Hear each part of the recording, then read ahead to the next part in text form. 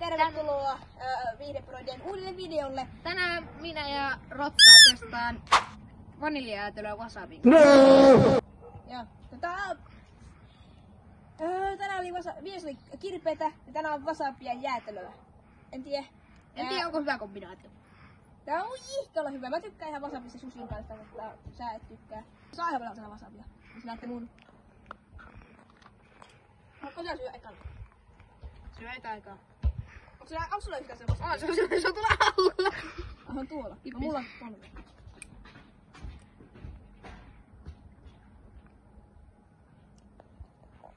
Sulla siellä on niin paljon. Sulla siellä on niin paljon.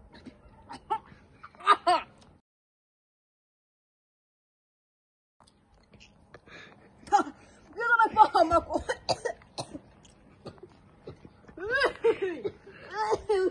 Aika hyvä oli muuten, suosittelen. Joo. Se on lusikka tolleen. Mä nyt koko ajan sitä kun jäätelö piti syödä.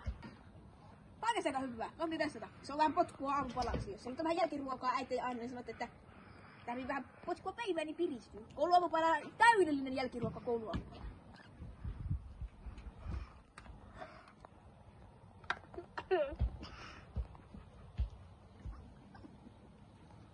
Wasabi on ihan 5/5. Täydellinen tähän päivän 5/5. Wasabi on 0/5. 5/5.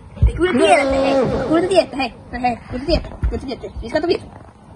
Ei voi olla parempaa ruokaa kuin tämä. Mitä ruokaa? Se on täysin ruokaa. Nyt on jälkimaku. Ja mä aika pahalle. No way! Mut suosittelen! Suosittelen. Ja jos et oo käynyt kattokaa meidän uusi Kirpeät Karkit testin video. Noin. Ei vittu. Tää! No. Mä oon toisella puolella. Kun tää on syöttävä fresh fiilis. No ei.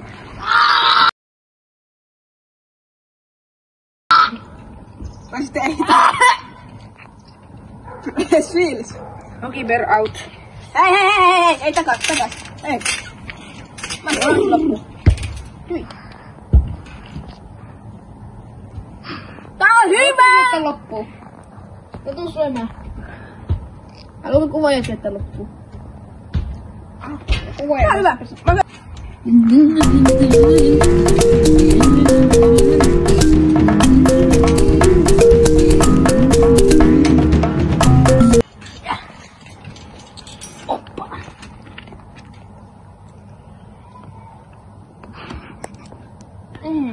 Mutta on 5/5. Minä sanon, tämä on 5/5. Tuo on 4,5/5. Se on todella hyvä. Mutta wasabin kanssa on 5/5 täyttä laatua.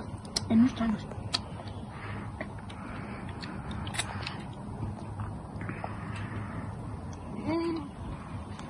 Wasabi maistuu pahalle.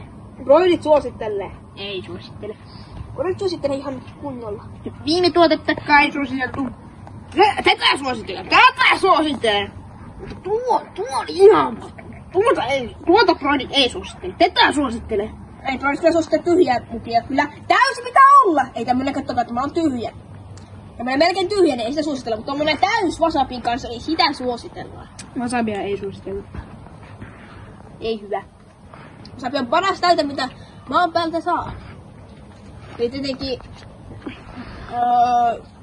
en mä tiedä, makkaramajoneesin jälkeen. Makkaramajoneesi. Se maistuu ihan makkaralta, mutta se on majoneesia, joka on makkara.